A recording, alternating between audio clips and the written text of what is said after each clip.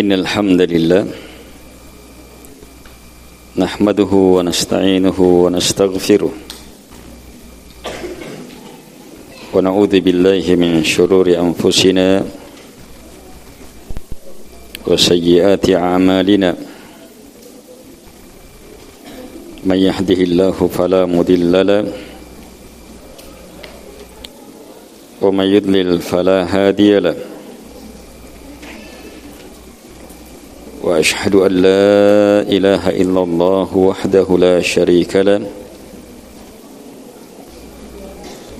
wa ashhadu anna muhammadan abduhu wa rasuluh ya ayyuhalladzina amanu taqullaha haqqa tuqatih wa la tamutunna illa wa antum muslimun ya ayyuhan nasu taqu ربكم الذي خلقكم من نفس واحدة وخلق منها زوجها وبث منهما رجالا كثيرا ونساء واتقوا الله الذي تساءلون به والأرحام إن الله كان عليكم رقيبا يا أيها الذين آمنوا اتقوا الله وقولوا قولا سديدا يصلح لكم أعمالكم ويغفر لكم ذنوبكم ومن يطع الله ورسوله فقد فاز فوزا عظيما أما بعد فإن أصدق الحديث كتاب الله وخير الهدي هدي محمد صلى الله عليه وعلى آله وسلم وشر الأمور محدثاتها وكل محدثة بدعة وكل بدعة ضلالة وكل ضلالة في النار.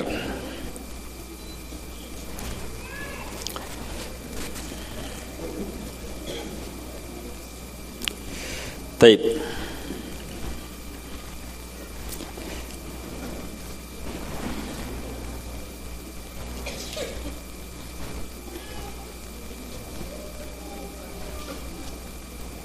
kita lanjutkan kajian kita dalam membaca kitab Ad-Da' wad-Dawa. Sekarang halaman 46 ya. Fata'ammal. Ingat kita sekarang dalam posisi pemaparan dua ilmu besar yang menjadi penentu kebahagiaan hamba, selamatnya hamba, suksesnya hamba. Termasuk di dalamnya selamatnya dari penyakit yang jadi pembahasan kita. Apa dua ilmu besar?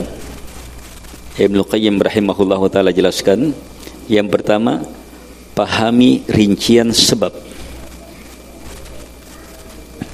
Pahami rincian sebab.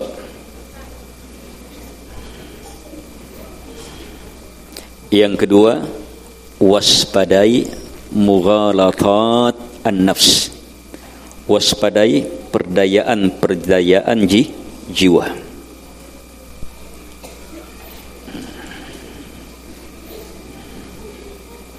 Kenapa banyak orang terjatuh? Ya.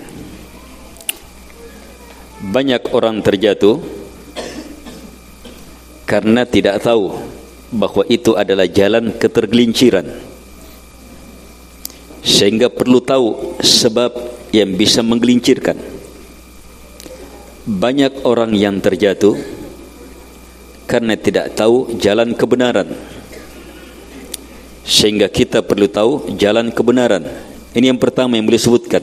Pahami sebab-sebab kebaikan supaya kokoh di atasnya. Pahami sebab-sebab bahaya supaya kita bisa menghindar darinya. Dan yang Syekh inginkan, pahami rinciannya.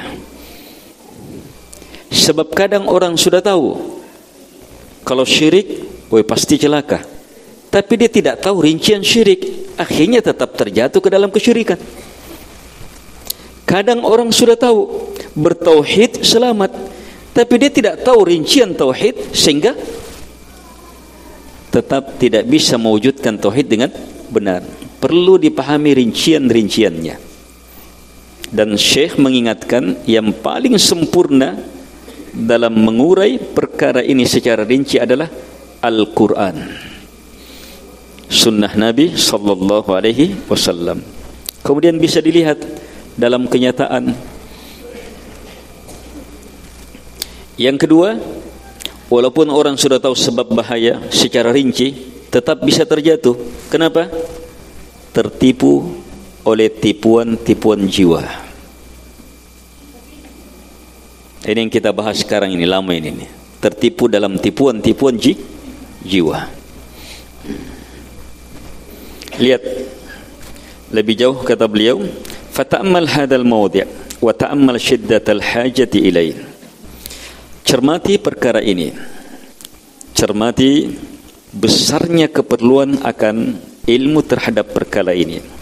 Wa kaifa yajtami' fi qalbil 'abdi tayaqqunuhu bi annahu mulaqillah wa anna Allah yasma'u kalamah wa yara makana wa ya'lamu sirrah wa alaniyatah wa la yakhfa alayhi khafiya min amri wa annahu mawqufun baina yadayhi mas'ulun an kulli ma amil wa huwa muqimun ala musakhatih mudayyi'un li awamiri mu'attil li huquqi wa huwa ma'a hadha muhsinud dhann bihi wa hal hadha illa man min khada'in nufus wa ghururil amani.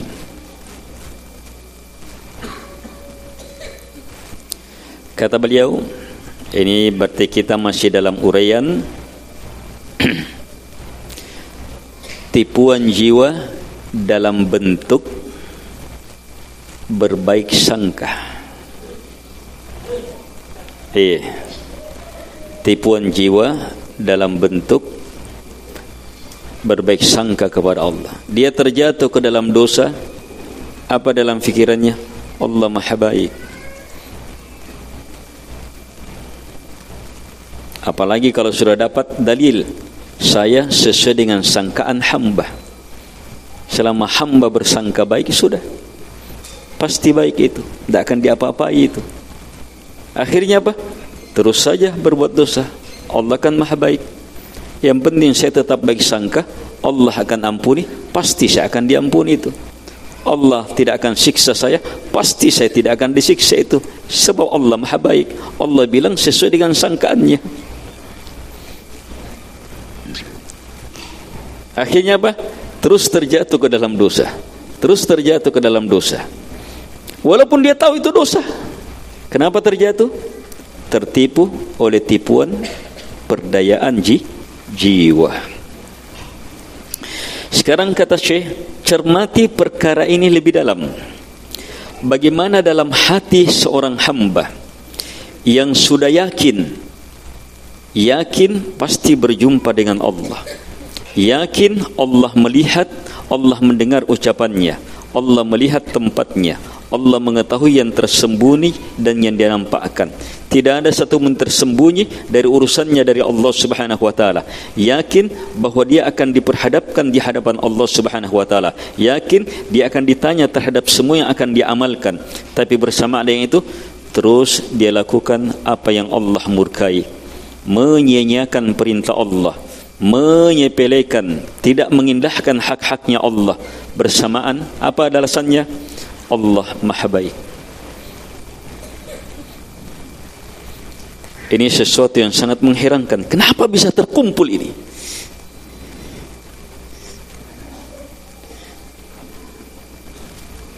Syekh menegaskan ini tidak lain kecuali tipuan jiwa, tipuan angan-angan. Wa qad qala Abu Umamah ibn Sahal ibn Hunayf.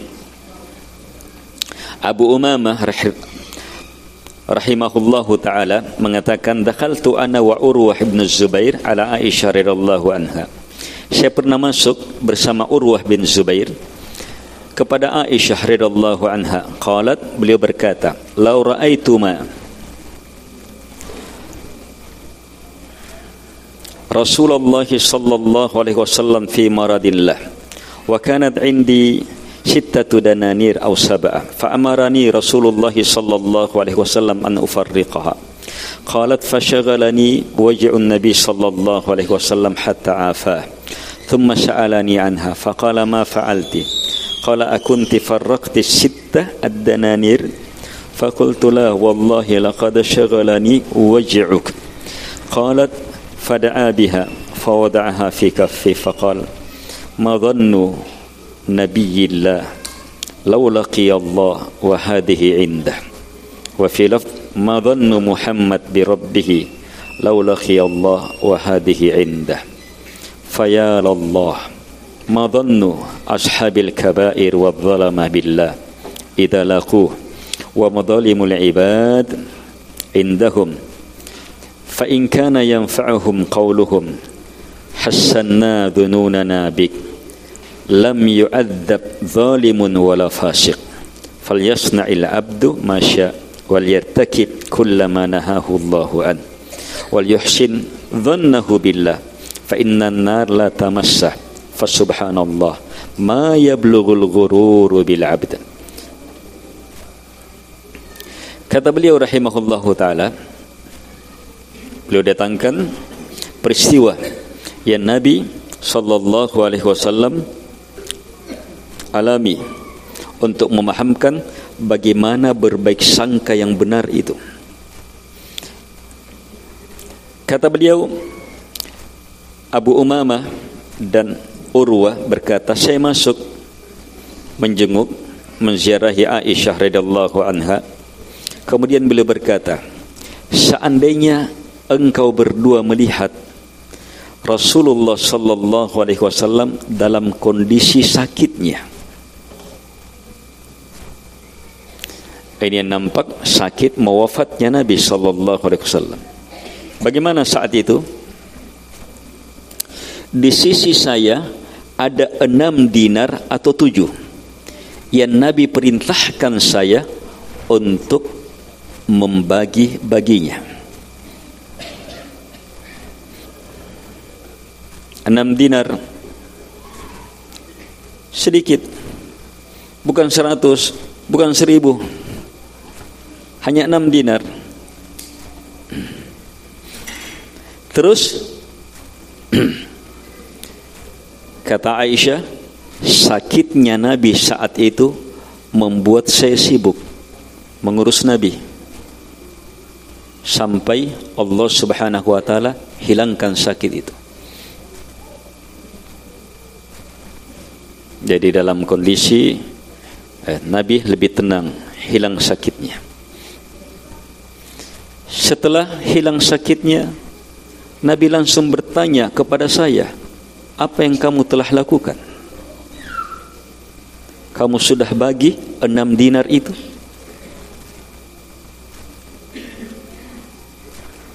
Kata Aisyah, belum, demi Allah ya Rasulullah, sakitnya engkau membuat saya tersibukkan. Maka kata Aisyah, Nabi pun menyuruh datangkan 6 itu, diletakkan di tangannya, kemudian mengatakan, bagaimana sangkaan Nabi Allah seandainya berjumpa dengan Allah sementara ini masih di tangannya?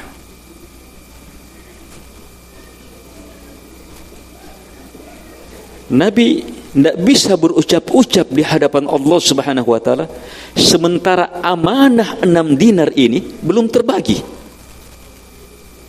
Dan Nabi gunakan sangkaan.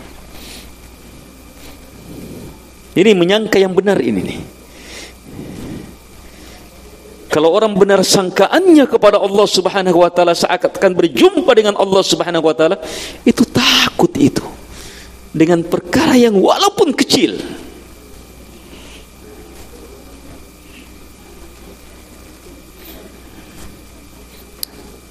Jadi bertolak belakang dengan orang yang memahami hadis baik sangka kepada Allah Subhanahu wa taala.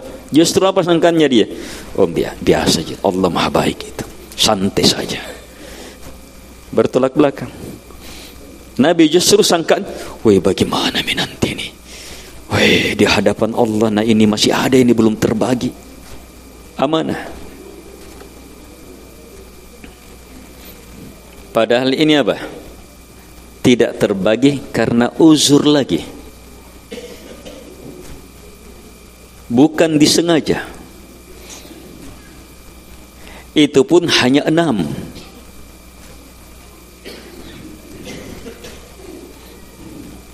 Tapi lihat bagaimana sangkaan Nabi, bagaimana takutnya Nabi SAW, dan Nabi ungkapnya dengan kalimat apa? Sangkaan. Bagaimana sangkaan Nabi Allah dalam lafaz, bagaimana sangkaannya Muhammad kepada Tuhannya, menjumpai Tuhannya dalam keadaan ini masih di tangannya. Mau apa kira-kira Muhammad itu? Inilah sangkaan yang benar. Orang kalau benar sangkaannya kepada Tuhannya, takut kepada Allah Subhanahu wa taala. Sebagaimana di awal pembahasan, apa kaidahnya di awal pembahasan? Sangkaan yang baik kepada Allah pasti beriringan dengan amalan baik. Pasti itu, tidak boleh tidak. Kalau yang justru muncul amalan jelek, dosa, pasti sangkaannya sangkaan jahat kepada Allah.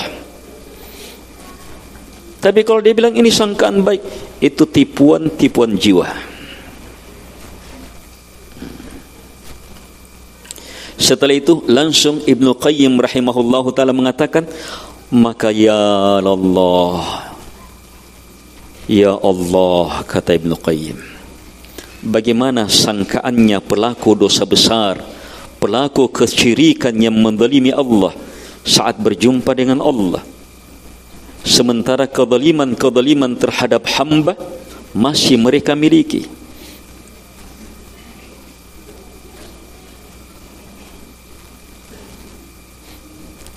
Ayo, akan gimana mereka?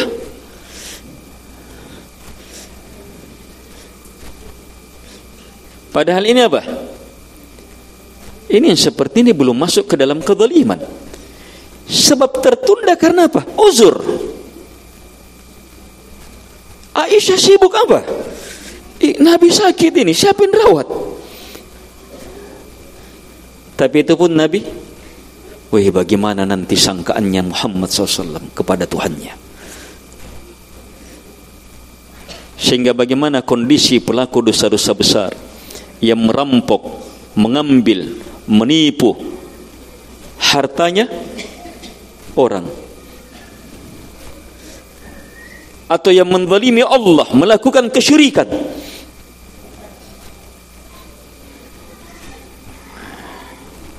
Kata Syekh, jika ucapan mereka bermanfaat, bahwa kami telah berbaik sangka kepada Engkau ya Allah, kalau ini bermanfaat jamaah, saya sudah berbaik sangka kepada Allah, maka tidak ada satupun orang zalim, orang fasik yang akan disiksa. Kalau demikian, kalau memang seperti itu, sudah berbuat saja kehendakmu, terjatuh saja ke dalam dosa apapun, setelah itu baik sangka saja kepada Tuhanmu, maka neraka tidak akan menyentuhmu. Kata Syekh, subhanallah, betapa mengerikannya perlalaian ini menggerogoti hamba, meracuni hamba. Kemudian beliau datangkan ucapan Nabi Ibrahim alaihi salatu wassalam kepada kaumnya, aifkan alihatan dunallahi turidun fama dhannukum bi rabbil alamin, ay fama dhannukum bi ay yaf'ala bikum idza laqitumu wa qad abadtum ghairah.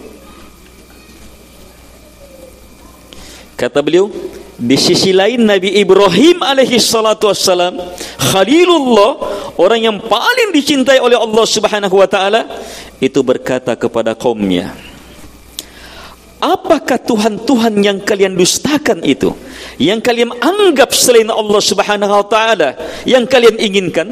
Kesyirikan. Itu yang kalian inginkan. Setelah itu beliau bilang apa? Fama dhannukum bi rabbil alamin. Maka apa sangkaan kalian? Lihat kalimat sangkaan. Apa sangkaan kalian terhadap Rabb alam semesta? Maknanya, maka apa sangkaan kalian terhadap Allah? kira-kira apa yang Allah perbuat kepada kalian saat kalian berjumpa dengannya dalam keadaan kalian menyembah selainnya, perbuatan yang paling Allah benci. Lihat bagaimana Nabi Ibrahim menggunakan kalimat sangkaan justru untuk apa? Mempertakuti. Tapi kalau orang-orang tertipu menggunakan sangkaan untuk apa? Justru untuk menyepelekan dosa. Justru untuk menyepelekan dosa. Aneh dah. Allah itu maha baik. Akhirnya ini sama dengan modelnya apa? Lihat bagaimana saudara Nabi Yusuf. Lihat bagaimana saudara Nabi Yusuf saat bermusyawarah. Ada yang bilang bunuh. Ada yang bilang kasih begini. Ada yang bilang kasih begini. Bagaimana mereka? Kan nanti kan kita tinggal bertobat. Nantikan tinggal bertobat. Allah itu maha baik. Selesai sudah. Coba lihat bagaimana sangkaan baik kepada Allah justru mereka gunakan untuk membuat kejahatan. Itu tertipu yang seperti ini. Sangkaan yang baik takut. Sangkaan yang baik semakin baiknya amalan kepada Allah Subhanahu wa taala. ومن تأمل هذا الموضع حق التأمل علم أن حسن الظن بالله هو حسن العمل نفسه. Ini kaidah. Siapa yang menelaah kondisi ini dengan betul-betul telaah, maka dia akan sampai kepada kesimpulan yakin bahwa baik sangka kepada Allah hakikatnya adalah indahnya amalan itu sendiri. Baik sangka kepada Allah itu adalah hebatnya tauhid, keikhlasan kepadanya, betul-betul jauh dari syirik. Baik sangka kepada Allah itu betul-betul taat kepada Allah, mengikuti sunnah, jauh dari bid'ah. Baik sangka kepada Allah itu adalah betul-betul taat kepadanya, tidak mau menentangnya. Itulah baik sangka. Fa innal abda innama yuhmiluhu ala husnil amal husnu dhannihi bi rabbih ay yujaziyahu ala a'mali wa yuthibahu 'alayha wa yataqabbalaha minhu falladhi hamalahu ala al-amal husnud dhann fakullama hasuna dhannuhu hasuna 'amaluhu wa illa fa husnud dhann ma'a ittiba'il hawa ajz kama fi at-Tirmidzi wal Musnad min hadits Shaddad bin Aus anin Nabi sallallahu alaihi wasallam al-hadits. Taib, kata beliau rahimahullahu taala, setelah beliau membuat kaidah indahnya sangkaan, baiknya sangkaan kepada Allah adalah baiknya amalan ketaatan kepadanya. Kenapa? Karena hamba itu tak ada yang mendorong dia untuk memperindah amalannya kecuali karena sangkaan baiknya kepada Tuhannya, pasti Tuhannya balas amalannya. Itu menempatkan sangkaan yang baik. Jadi dia beramal, yakin Allah maha baik membalas. Pasti Allah balas. Pasti Allah terima. Sehingga apa? Sangkaannya beriringan dengan amalan.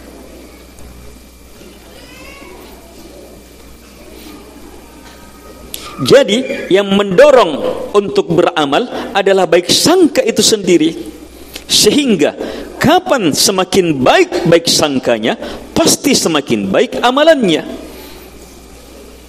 Adapun baik sangka dalam sangkaannya disertai dengan mengikuti hawa nafsu, itu adalah kelemahan, penyakit. Sebagaimana dalam hadits At-Tirmidzi dalam Musnad dari Shaddad bin Aus, sahabat Shaddad bin Aus radhiyallahu anhu, dari Nabi sallallahu alaihi wasallam bahwa beliau bersabda, al-kayyis man dana nafsah wa amila lima ba'dal maut wal ajiz man atba'a nafsah hawa wa tamanna 'ala Allah. Ini hadits Tayyib. At-Tirmidzi mengatakan haditsun hasan, Al-Hakim mengatakan haditsun sahih ala syartil Bukhari wa lam yukhrijah. Hanya Ad-Dhahabi mengeritik, tidak, demi Allah Abu Bakar salah satu rawi hadits itu wahin. Ini wahin termasuk agak parah. Iya. Jadi dari sini sanad, iya, sebagian ahli menghasankannya, iya, sebagiannya melemahkannya. Tapi lihat dari sanadnya ini lemah. Tapi makna ini para ulama yang melemahkan pun ini mendatangkan hadits ini untuk maknanya. Kata beliau sallallahu alaihi wasallam, al-kayyis, orang yang pandai adalah orang yang menguasai jiwanya sehingga dia tuntun jiwanya beramal untuk akhirat. Itu orang pandai. Adapun al-ajiz, orang yang lemah, bodoh, adalah yang memperturutkan syahwatnya, jiwanya, hawa nafsunya, kemudian berangan-angan kepada Allah. Oh, pasti Allah ampuni, tidak apa-apa ini karena Allah maha baik, Masya Allah. Untuk apa juga saya disiksa sama Allah? Itu juga sangkaan, sudah lewat. Untuk apa juga saya disiksa sama Allah? Apa ini artinya saya ini?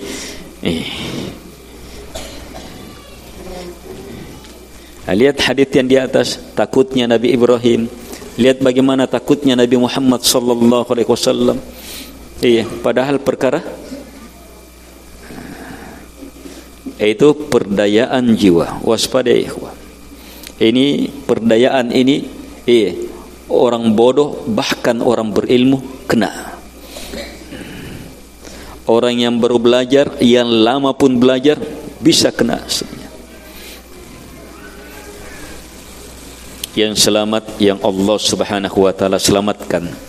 Karena itu baik sangka Allah selamatkan kita dengan cara memperbaiki amalan, terus meminta kepada Allah Subhanahu wa taala, tetap berada di atas jalannya. Wabil jumlah, kesimpulan, fa husnudzan innama yakunu ma'an iqadi asbabin najah, wa amma ma'an iqadi asbabil halak fala yata'atta ihsanudzan. Kesimpulan, jadi baik sangka itu hanyalah akan terwujud ketika terwujudnya sebab-sebab selamat. Adapun baik sangka sementara yang terwujud sebab-sebab celaka, dosa, pelanggaran, maka selamanya baik sangka tidak akan pernah benar terjadi. Fa in qil bal yata'atta dhalik wa yakunu musnadu husni dhanni syi'ata maghfiratillahi wa rahmatihi wa afwihi wa wujudihi wa anna rahmatahu sabaqat ghadabah wa annahu la tanfa'uhu al-uqubah wa la yadurruhu al-'afwa.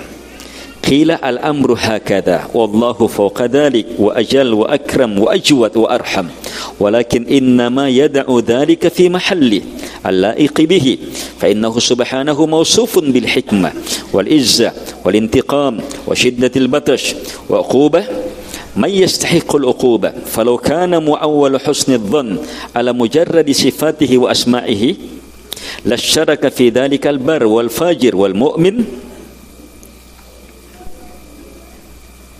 والكافر ووليه وعدوه فما ينفع المجرم أسماؤه وصفاته وقد باء بسخطه وغضبه وتعرض للعنته وأودع في محارمه وانتهك حرماته بل حسن الظن ينفع من تاب وندم وأقلع وبدل السيئة بالحسنة واستقبل بقية أموره بالخير والطاعة ثم حسن الظن فهذا حسن الظن والأول غرور والله المستعان.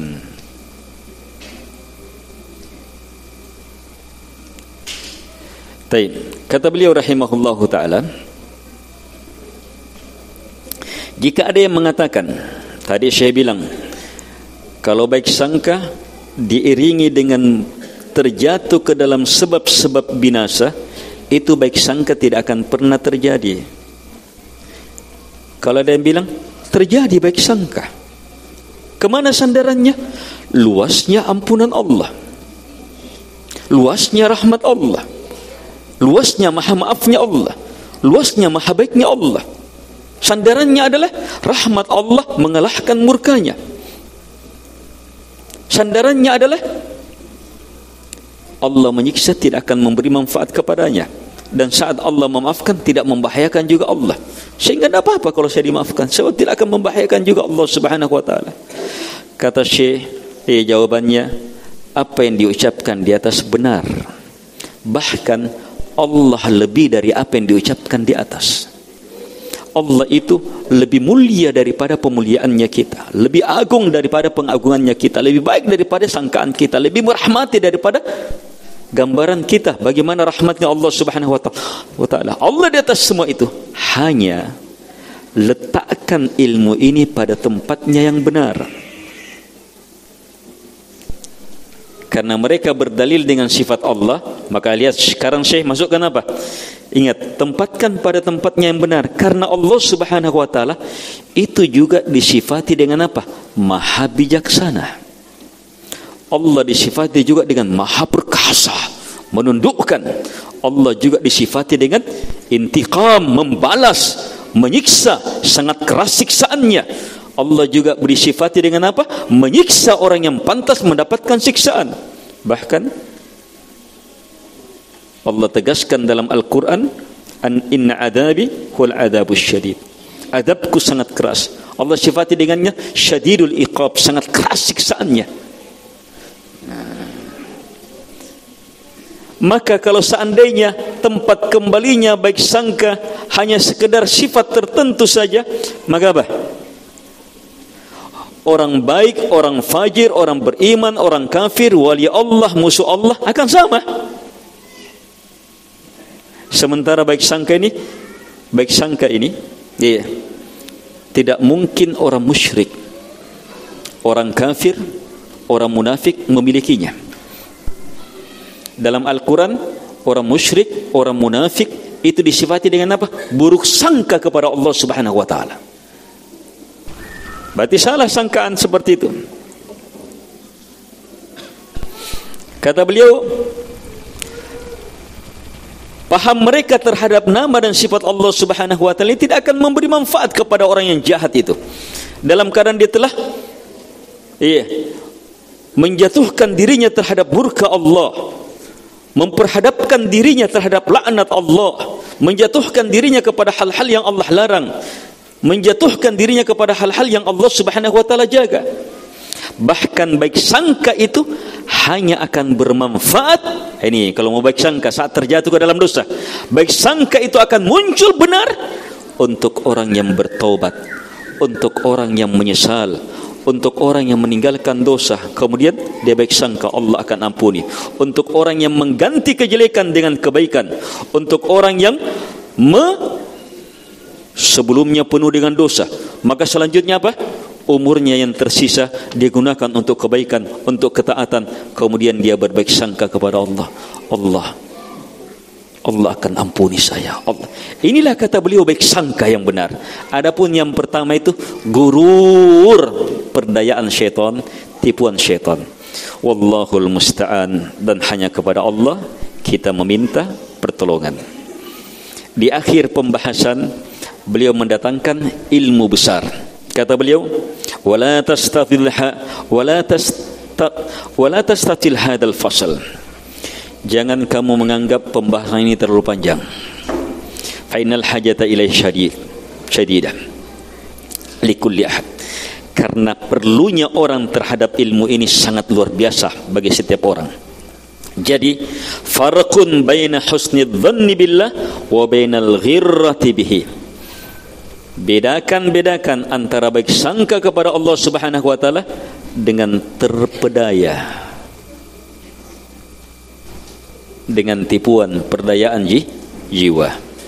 Lihat beliau datangkan dua ayat yang akan membuyarkan baik sangka yang salah itu.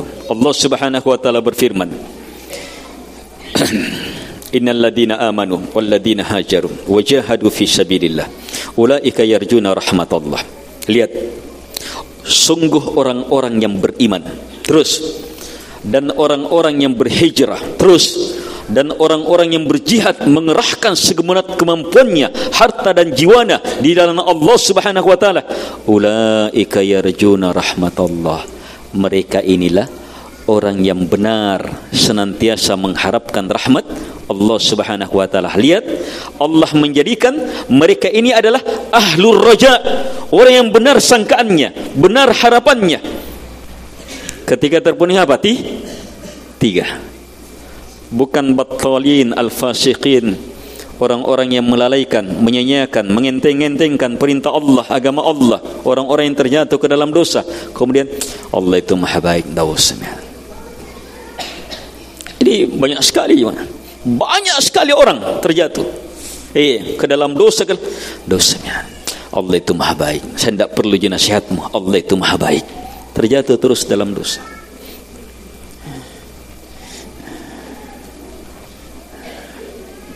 Benar Allah Subhanahu wa taala maha baik.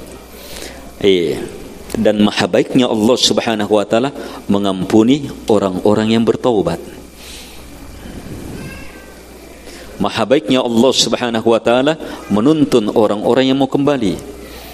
Maha baiknya Allah Subhanahu wa taala menghamparkan jalan-jalan untuk selamat. Dan karena maha baiknya Allah, Allah ingatkan jalan-jalan bahaya, makanya Allah larang.